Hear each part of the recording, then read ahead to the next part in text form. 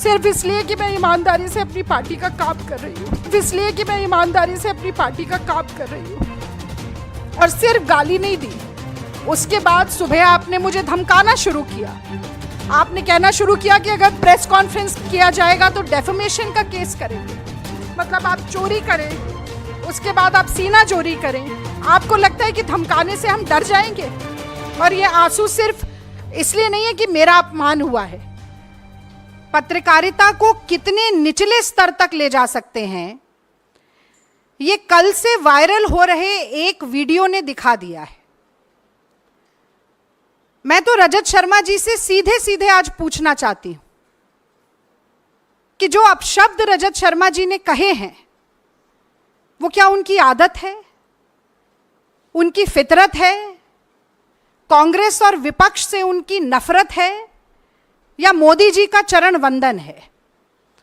और मुझे लगता है कि कल से भारत के सोशल मीडिया प्लेटफॉर्म्स पर लाखों लोग जो अपनी राय, अपनी प्रतिक्रिया एक अभद्र टिप्पणी के ऊपर दे रहे हैं, उन सब के सामने सार्वजनिक रूप से एक स्पष्टीकरण या बयान जरूर आना चाहिए था। मैं थोड़ी सी क्रोनोलॉजी बताना चाहती हूं कि असल में हुआ क्या। पहले हम लोग सोच रहे थे कि वो दोनों वीडियो यहां पर दिखाएं, पर वो आपको मेरी टाइमलाइन पर जरूर मिलेंगे। ये वाकया है 4 जून का, जिस दिन नतीजे लोकसभा चुनाव के सामने आ रहे थे और मैं यहीं एआईसीसी के प्रांगण में बैठकर इंडिया टीवी पर बहस कर रही थी। अब होता ऐसा है कि अगर एंकर और प्रवक्ता साथ में बोल रहे हों, कांग्रेस की बढ़ती हुई टैली को देखकर गर्मजोशी का माहौल हो, शोर शराबा हो और टीवी स्क्रीन सामने ना हो, तो अक्सर बुदबुदाकर या धीरे से अगर कोई बात कही जाती है तो वो सुनाई नहीं दे पाती है।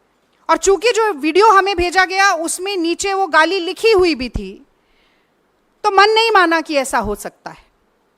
हम इंडिया टीवी के प्लेटफॉर्म पर गए, वहां से जो उन्होंने खुद फुटेज डाली थी उस फुटेज को निकाला, उस फुटेज की उस क्लिप को निकाला जिसमें ये वाकया घटित हो रहा है। और वहां पर भी, जिसे अंग्रेजी में एक एक्सप्रेशन कहा जाता है, अंडर द ब्रेथ, बुदबुदाकर, धीरे से, केवल इस बात पर कि मैं उन्हें टोक रही हूं कि कांग्रेस पर आज भी लगातार प्रहार मत कीजिए। शायद मोदी जी की घटते हुई संख्या और कांग्रेस की बढ़ती हुई संख्या को देखकर झुंझला इतना गए कि उन्होंने वो गाली दी।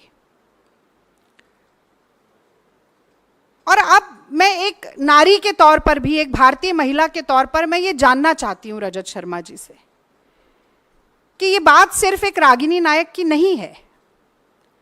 मैं 10 साल से ईमानदारी से अपनी पार्टी का पक्ष टीवी पर रख रही हूं। आप पत्रकार होते हुए भी भाजपा का पक्ष रख रहे हैं। मोदी जी के साथ जो आपका इंटरव्यू हुआ वो सबने देखा, किस तरीके की बातचीत उसमें हुई, सबने देखा। मेरे माँ बाप, मेरे बूढ़े सास ससुर, मेरे बच्चे, सब वो वीडियो देख रहे थे। कांग्रेस के लाखों करोड़ों लोग, इस देश की जनता वो वीडियो देख रही थी। आपने मुझे गाली दी सिर्फ इसलिए कि मैं ईमानदारी से अपनी पार्टी का काम कर रही हूँ, इसलिए कि मैं ईमानदारी से अपनी पार्टी का काम कर रही हूँ। और सिर्फ गाली नहीं दी, उसके बाद सुबह आपने मुझे धमकाना शुरू किया। आपने कहना शुरू किया कि अगर प्रेस कॉन्फ्रेंस किया जाएगा तो डेफेमेशन का केस करेंगे।